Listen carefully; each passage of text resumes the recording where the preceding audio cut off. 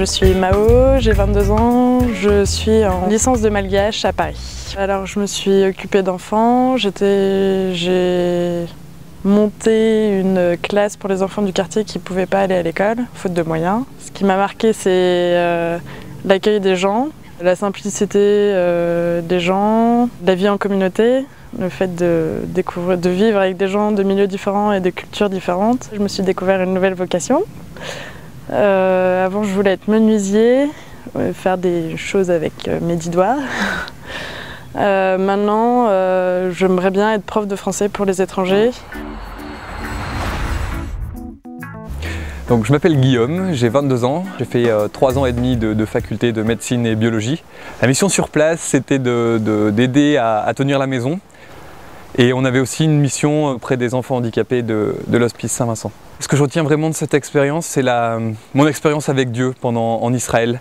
À la fois avec le fait que la parole est beaucoup plus vivante en Israël et en même temps toute cette vie de prière qui a été possible grâce à la vie avec la communauté. Après ces 3 ans de fac, j'étais vraiment dans la fête, dans l'alcool, dans tout ce qui est relations un petit peu bancales. Donc je suis tombé sur ce tract JET. Moi j'étais intéressé par le fait de partir à l'étranger et puis en même temps et de me mettre au service aussi, c'était quelque chose que j'avais pas encore expérimenté et qui m'intéressait. J'ai pu vraiment rencontrer des jeunes chrétiens de mon âge, des gens qui faisaient autre chose que boire et faire la fête. Ça c'était important et puis ça m'a beaucoup ouvert l'esprit, notamment par rapport à l'aspect très cosmopolite de Jérusalem avec donc toutes ces nationalités, toutes ces religions, toutes ces églises. Toutes ces langues, toutes ces expériences différentes. On ne te pose plus la question, on part. Part, ça vaut vraiment le coup. Partir pour mieux revenir et puis partir pour sortir de soi, pour revenir à soi-même. Et c'est important de sortir du contexte auquel on est habitué pour mieux se trouver. Je m'appelle Anne-Claire et je viens de Lyon. Je suis partie avec quand même des idées reçues sur l'Allemagne. Déjà, Berlin, c'est une ville particulière en Allemagne.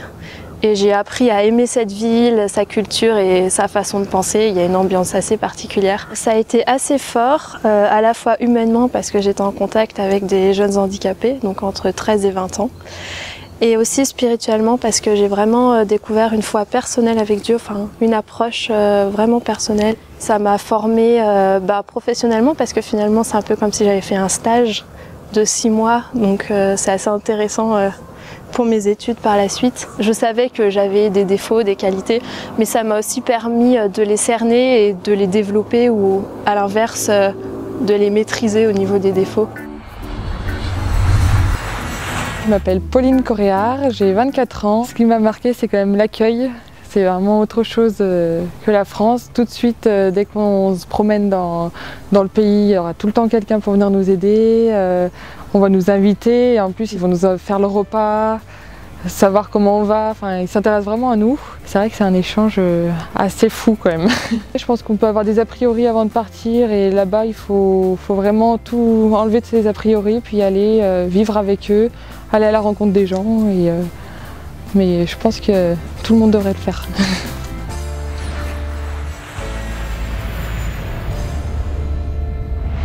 Je m'appelle Jean-Baptiste Benoît, j'ai 20 ans. Je pars au Brésil, à Belo Horizonte. Kollát Lárinak hívnak, és Budapesten élek.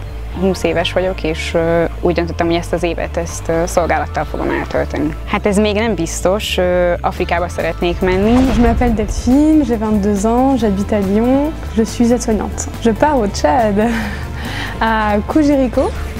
Also ich heiße Marianne, ich komme aus Deutschland, in der Nähe von Stuttgart und bin 20 Jahre alt. Frédéric Enolwen, ma femme. Alice qui a un mois et 10 jours. On attend déjà de pouvoir sortir un peu de notre quotidien et construire notre couple et notre famille sur des bases différentes de celles que l'on a habituellement en France. C'est vraiment de pouvoir me donner à fond dans une mission. D'aller vraiment à la rencontre de l'autre.